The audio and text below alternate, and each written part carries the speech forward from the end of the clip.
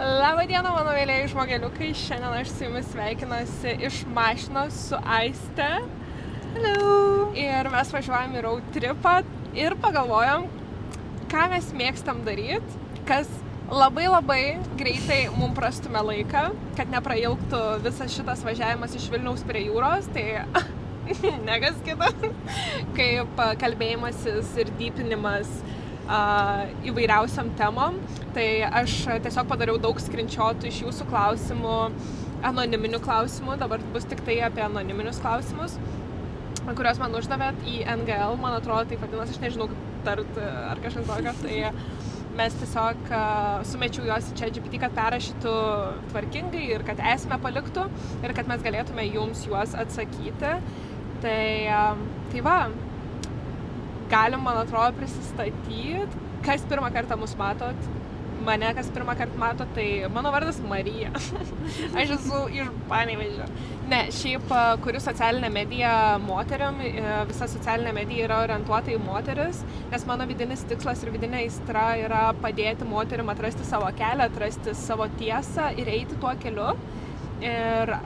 Nes tik tada, kada mes atrandam save ir kada atrandam, kas mes tokios esam, mūsų gyvenimas realiai pasikeičia, finansai, santykiai susitvarko ir atsiranda ta, žinot, tokia vidinė tvirtybė, vidinis savimi pasitikėjimas ir savo gyvenimo keliu. Tai būtent per socialinę mediją aš įkvepiu moteris ir konsultuoju jas, vedu ir turiu labai nuostabių, kaip sakau, keisų su moterim, kuriom pavyko pasikeisti, nes aš pati išlipau iš labai daug duobių gyvenime ir susikūriau gyvenimą tokio, apie kokį tik tai galėjau realiai pasvajoti. Jo, kas nežino manęs, tai mano vardas yra Aiste, bet turiu slapyvardį Aistį. Ir visai neseniai iš tikrųjų pradėjau irgi paustinti socialioje medijoje truputėlį video iš savo asmeninio gyvenimo, galbūt praeitų pamokų ir suprastų atsakymų, istorijų ir momentų. Ir Marija būtent atradau socialinių medijų platformos Instagramo, būtent platformos pagalba. Ir tai buvo tiesiog, kaip čia sako, match in heaven made. Ir nuo tos akimirkos realiai tiesiog žaviuosi kiekvienu dalyku, ką jinai daro ir bandau kasdien po truputį eiti tuo keliu, kurį gyvenimas rodo. Marija labai smarkiai prisideda prie to. Tai realiai mūsų draugystė prasidėjo, aš kaip sakau, Dievas tiesiog davė mums vieną kitą, nes mūsų netgi tikėjimas Dievą į Dievą, į Jėzų Kristų sustiprėjo labai stipriai, kada mes tiesiog pradėjom bendrauti ir pradėjom kalbėtis, mes pradėjom kartu melstis. Ta prasme, čia yra toks labai stiprus ryšys, kuris nėra paviršutinis. Nemanau, kad pas mane yra žmonių aplamai aplinkoje, kurie yra apie paviršių, bet tai yra apie gylį ir man labai faina, kad tu esi tas žmogus, su kuriuo aš galiu apie Dievą kalbėti ir apie tikėjimą ir apie ir jausdama tavo tą ryšį, tavo tą nuoširdžią širdį, nuoširdumą. Aš labai greitai šį perprantu žmonės, tai labai faina, kad yra tokių žmonių ir man čia yra dar vienas įrodymas, kad jeigu jūs, panos, bijot kažką daryti, kelti socialinę mediją, kažką, ta prasme, darykit. Mano visi draugai, kol nepradėjau keliauti, buvo iš socialinės medijos.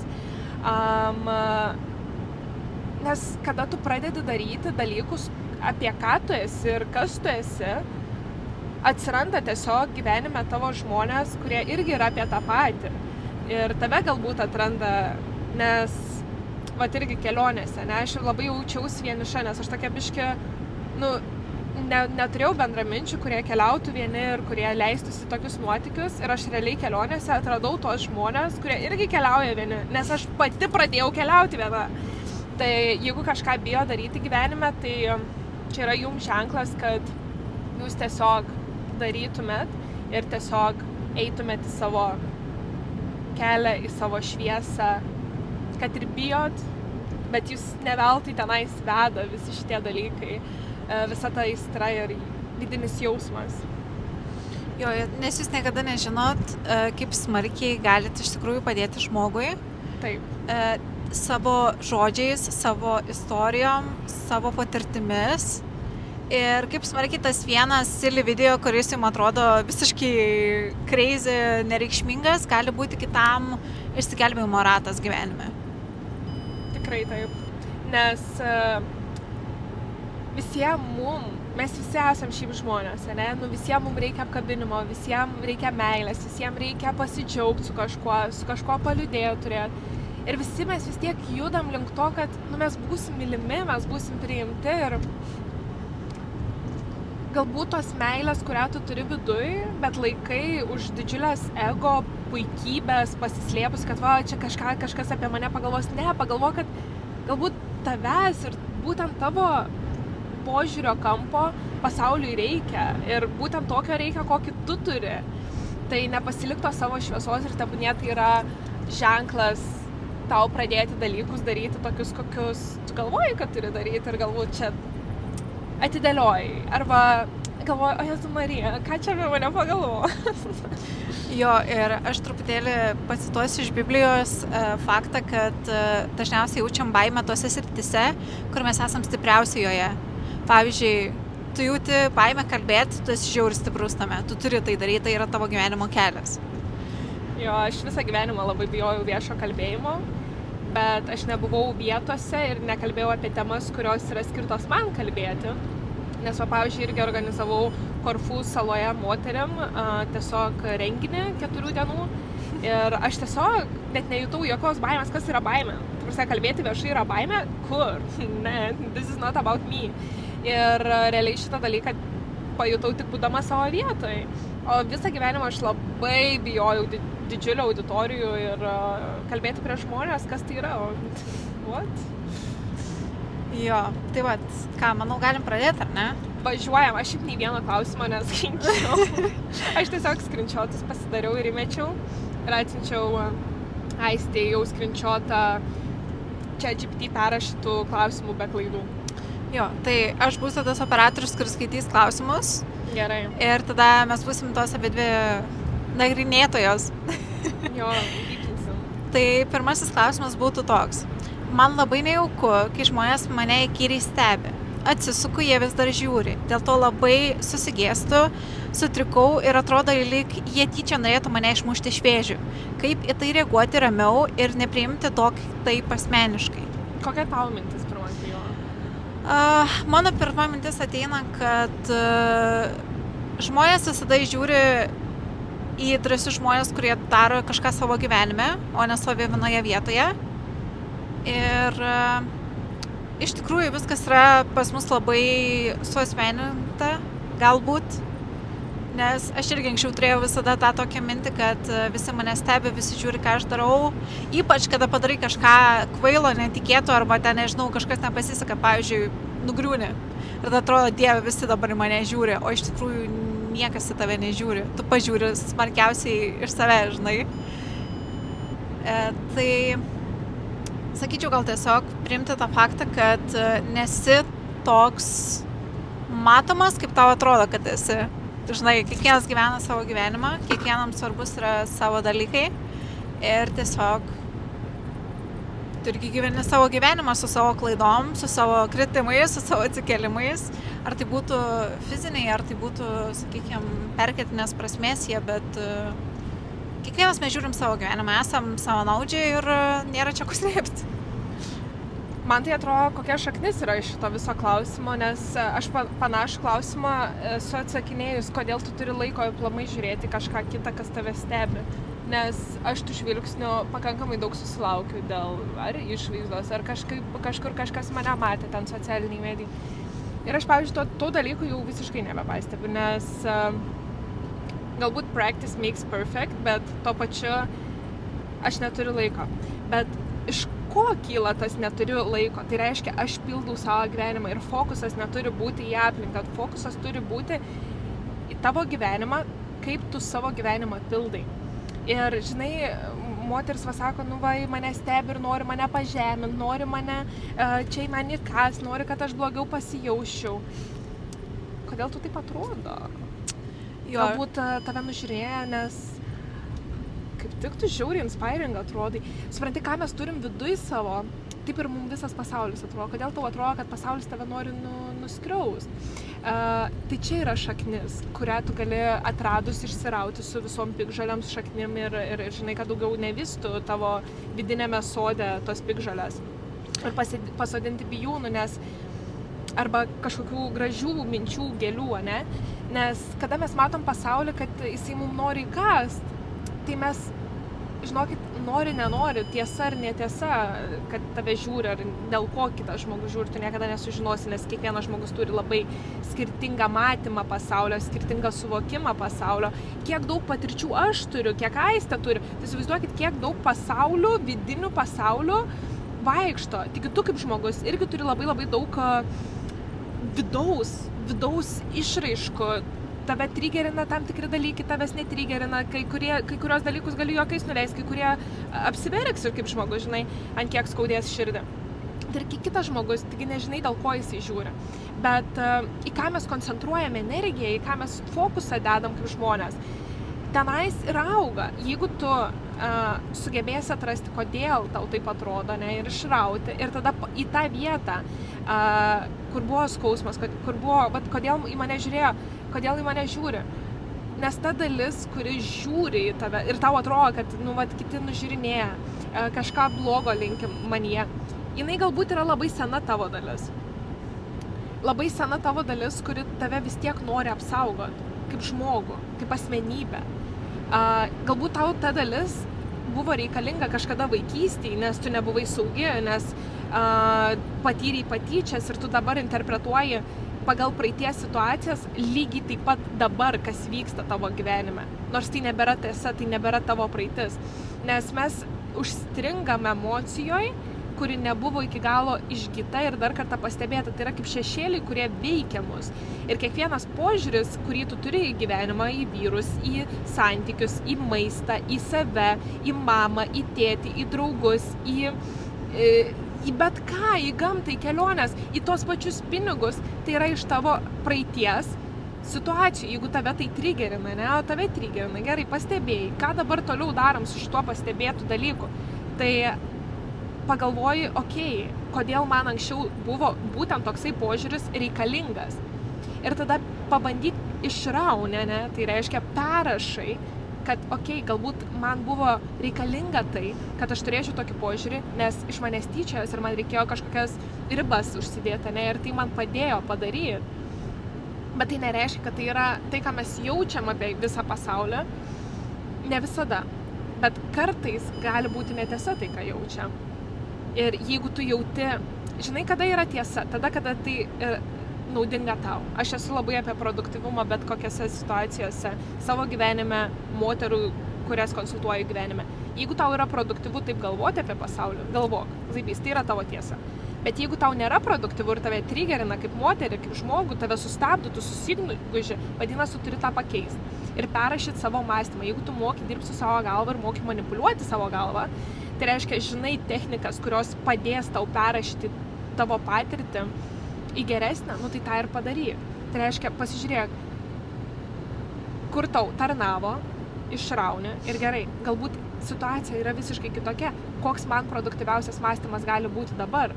Galbūt mane žmonės žiūri, kad aš esu žiauriai graži ir jeigu tau yra toksai mąstymas geras ir produktyvus tavo gyvenimui, turėk tokį mąstymą ir gal kiekvieną kartą, kai susidursi su tuo jausmu, sąmoningai pasakyk, ne, į mane žiūri dėl to, kad aš žiauriai graži esu. Jo, aš truputėlį norėčiau stelbti iš, pavyzdžiui, prieš porą dienų vykusios situacijos, kada pradėjau eiti į džimą, į salę ir grįžtu ir atrodo, sakau, Marijai pasakoju, žodžiu, ten sportavau visą kitą ir ten, žinai, buvo viena mergina ten džime ir bet fainiai, nes aš nepastebėjau, kad visi mane žiūri ir tada Marija tokia sako, bet pastebėjai, nes tau rūpi, nes tu matai, kad į tave žiūri. Ir aš tada tokia, blemba, iš tikrųjų, ta prasme, man vis dar tai rūpi, dėl to aš matau, kad į mane žiūri, nes man rūpi, kad į mane žiūri. Nes aš nesusikoncentravau savo asmeninį dalyką, lygiai tą patį, ką ir Marija prieš porą minučių tik pasakė, kad tu turi tą koncentraciją vadinasi kažkur kitur, ne į savo asmeninius dalykus. Ir nuo tos akimirkos, kada susikoncentravau tik į save, aš net nežinau, nežiūrėjo, bet man tas neįdomu, nes svarbiausia, aš pasidariau gerą treniruotę, aš jaučiu poveikį, aš jaučiu tą pokytį ir aš jaučiu augimą savyje. Nes mes labai lengvai galim savo dėmesį išdalinti visiems aplinkui, jeigu nežinom, kur kreipti savo energiją, kada nežinom, kada nepasirenkam, kada tu neturi tikslų, kada tu neturi gyvenimo prioritetų susidėliojus, tu prioritetus darai visus aplinkui. Tau ir vyrai aplinkui labai rūpi, nes tu neturi savo tikslų, nes tau neįdomus tas tavo gyvenimas. O kada tu susidėlioji taip gyvenimą, kad tau įdomu būtų jį gyventi. O kada įdomu gyvenimą gyventi? Tada, kada tu klaust pradedi, ko aš noriu kaip moteris, kaip žmogus, nesvarbu, ko aš noriu. Ne ko Antanas Petras nori toj sporto salėje. O kaip man faina bus, kada aš tiesiog padarysiu tai, ką turiu padaryti, nes aš turiu aukštesnį tikslą už save. Ir tas Antanas Petras ar Jonas ar Onutė, kuri žiūri į tave, tai nebeturi tokios esmės ar reikšmės. Nesakau, kad visus mes žmonės turim per bortą mėtyti ar kažkas to, kad neprikočia. Bet iš tos pusės, kad aš turiu aukštesnį tikslą. Jo? Padypina, man atrodo. Jo. Net pavyzdžių davėm. Gerai, antras klausimas būtų toks. Iš ko kyla baimė, kad kiti man prilinkės ar palinkės kažko blogo? Man pirma mintis pasitikėjimas Dievu. Ta prasme, man visada klausia, Marija, kaip tu nebijai viena keliauti po pasaulį, po tokias šalis ir viena panadar? Pirmas juokingas atsakymas, kur šauna, pamatytų mane suprastum. Ta prasme, aš esu aukšta, stipri moteris, bet ne, aš niekada savo jėgos nenaudoju, nebent tašėm pakelt. Kitas dalykas yra nuoširdi praktika, kad tu buvai labai daug kartų situacijose, kuriuose turėjai išnešti savo sveiką užpakalį. Ir tu išneši, ir tu turi tokį savo, žinai, kaip, negaliu sakyti, kad tu medalių prisikabinęs čia vaikšti ir tau yra čia viskas puiku ir niekada nieko nebijai. Bet tu kiekvieną kartą, kaip išlendi iš situacijos sausas, kaip žmogus, tai reiškia, ne tai, kad tu prisidirbi kažką ir tenais galvoji, blemba, ką čia dabar daryti, žinai, kaip išsisuk, ne prie ko čia. Bet prie to, kad lenkiu, kad turėjai situaciją sudėtingą ir galvoji, vis tiek, išsispręs. Ir aš tokį visada pavyzdį duodu moterim. Bet kokioj situacijai, bet kokioj netgi su tikslais. Tu esi čia yra tavo gyvenimo plotmė ir čia yra tavo geriausia versija tavęs. Tai, kad tu patektum į šitą geriausią versiją tavęs, tu jau turi save. Tai reiškia, tu nieko neprarasi ir nieko tau daugiau nereikia kaip tavęs ir tiesiog laiko, kuris išsprendžia ir tu patenki tą situaciją į tą geriausią versiją savęs. Nes, suprati, tu esi čia ir tu esi čia. Abiejose atvejuose esi tu. Taip tu turi mąstyti, taip tu turi eiti per baimę, ne? Bet tu turi save išnešti. Ir tu jau turi viską, ko reikia. Jo, tai tiesa. Man irgi kyla iš karto iš Biblijos tas toks pasakymas, kad laimink savo priešą, laimink žmonės, kurie tau linki blogo. Jeigu ir linki tau blogo, visada į blogį atsišauk gerumu. Ir tada tas geris grįž pas tave 100 ir 10. Vėlgi tai yra požiūrio kampas. Jo. Jeigu tu galvosi, kad visi aplinkui tau linki blogo ir,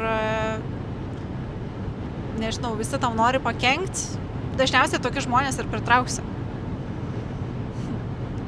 Nes mes mečinam energijom, su pasauliu. Gali dar pakartot klausimą, nes man atrodo, aš jį pamiršau apie baimes. Iš ko kyla baimė, kad kiti man prilinkės ar palinkės kažko blogo? Iš ko kyla baimė? Iš to, kad kažkada tu turėjai patirtį labai aiškę, kad tau kažkas palinkėjo blogo, tu tuo patikėjai, tai reiškia įsirašai savo smegenis. Kiekvieną dieną įsijausdavai, kad tau kažkas linki blogo, tai reiškia jausdavai pati blogai. Jausmas tavo mintise sukėlė daugiau minčių.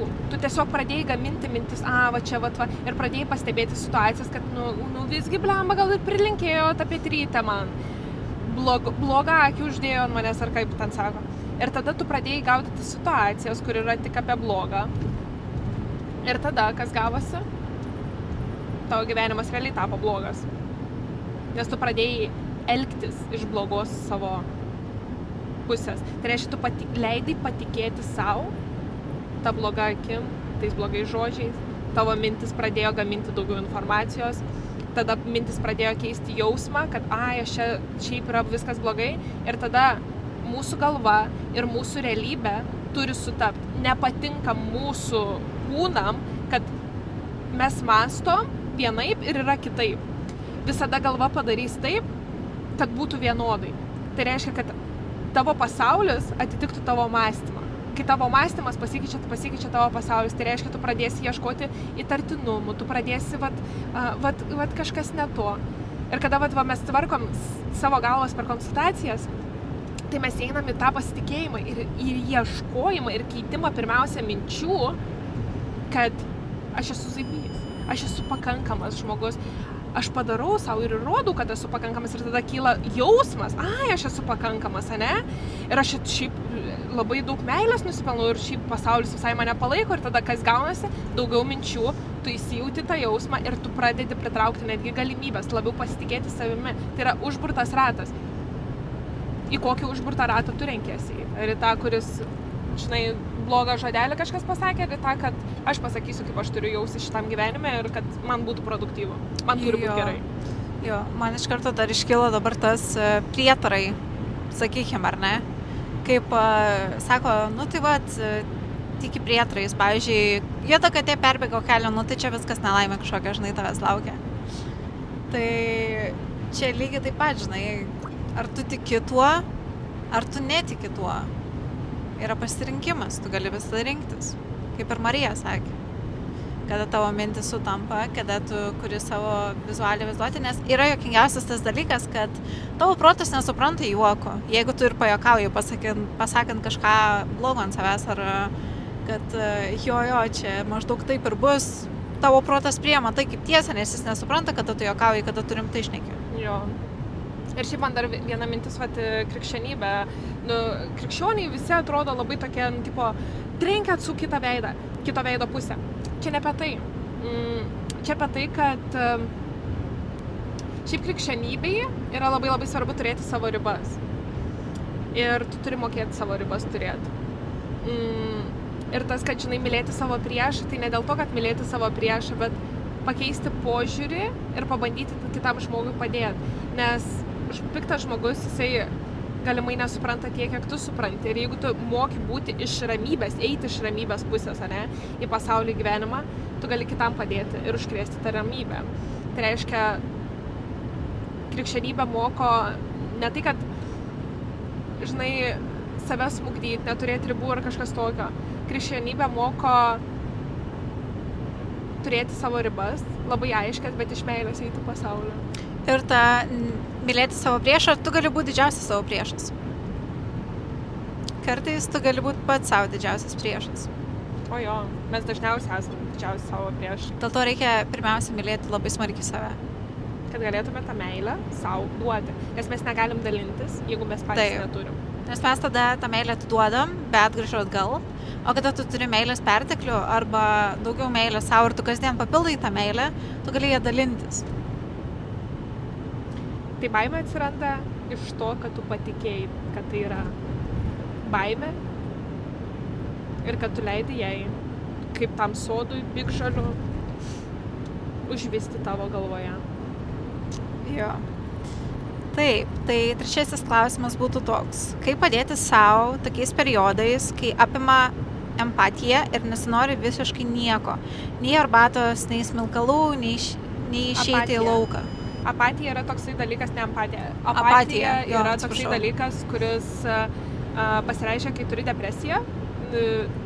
klinikinė depresija, nesvarbu, kartais būna tiesiog apatija prieš PMS, kai tu nieko nebenori daryti. Bet irgi, kai aš turėjau depresijos patirtį, aš turėjau klinikinę depresiją antro lygio, tai yra gan vidutinė depresija, aš galėjau ligoninėje ir mes tenais turėjom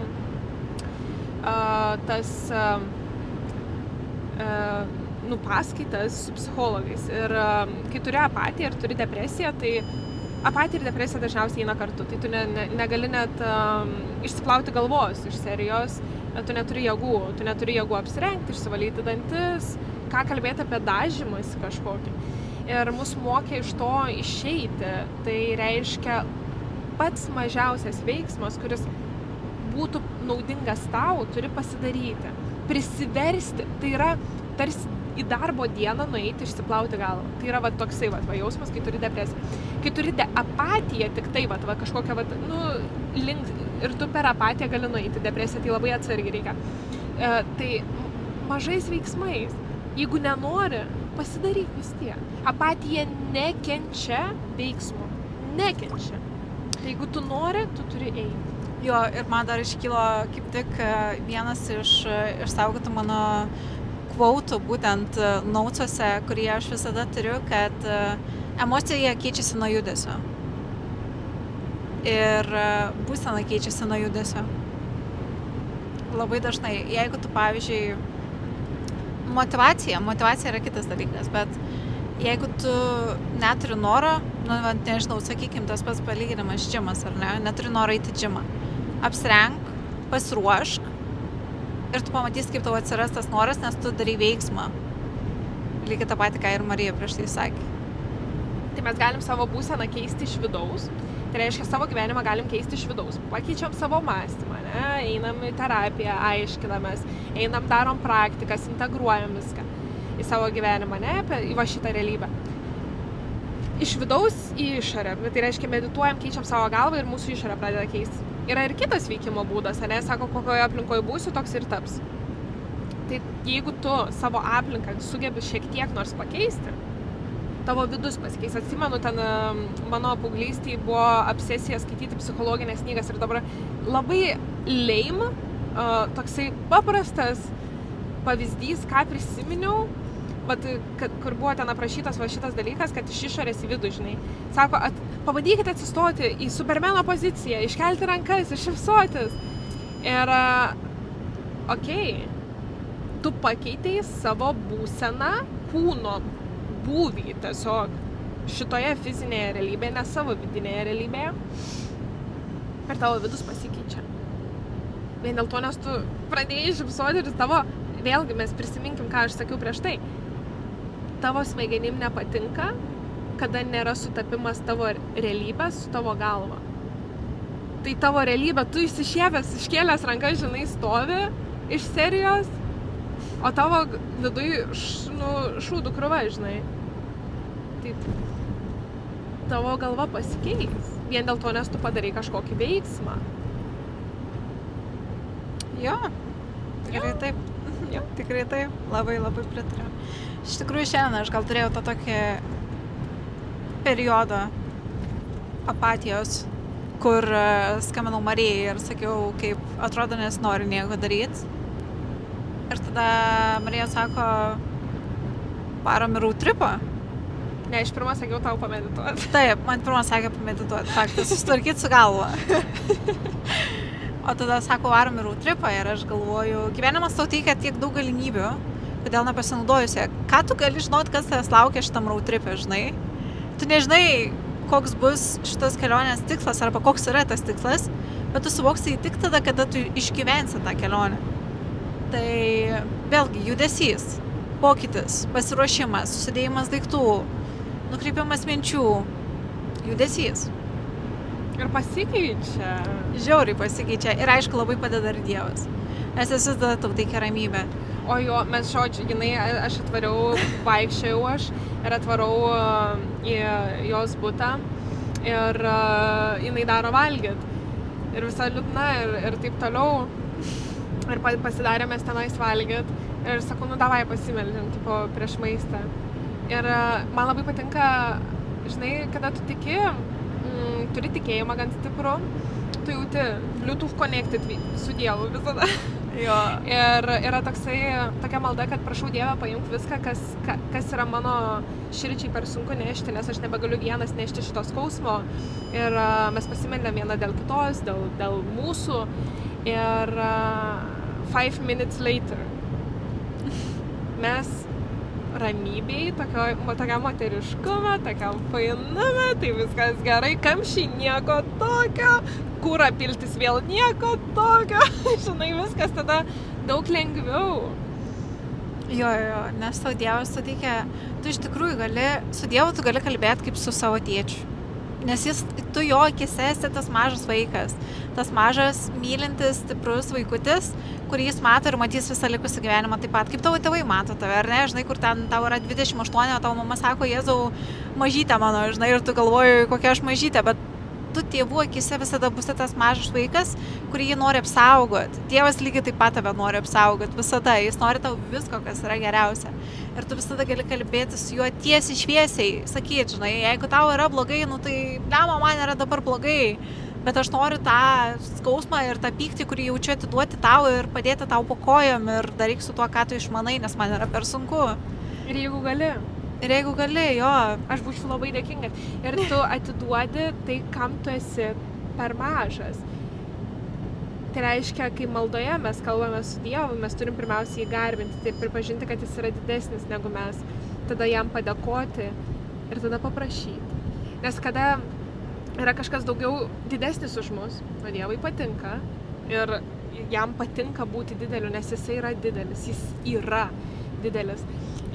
Iš psichologinės pusės, jeigu mes žiūrėtume į tikėjimą, į tikėjimo prizmę, kodėl yra labai labai svarbu turėti kažką aukščiau už save, nes tai teikia ramybę. Įsivaizduok, kad tu turi tėvus, tu turi šeimą, tu turi tėvus, tėvai yra tave sukūrė, Ir jeigu tu turi, pavyzdžiui, gerą santykį su tėvais, tavo nervų sistema visada bus daug ramesnė, nes tu visada žinosi, ką atsiremti. Taip pat ir kada tu turi Dievą šalia savęs, nes, pavyzdžiui, žmonės taigi ne visi turi, žinai, gražius santykius su tėvais ir taip toliau.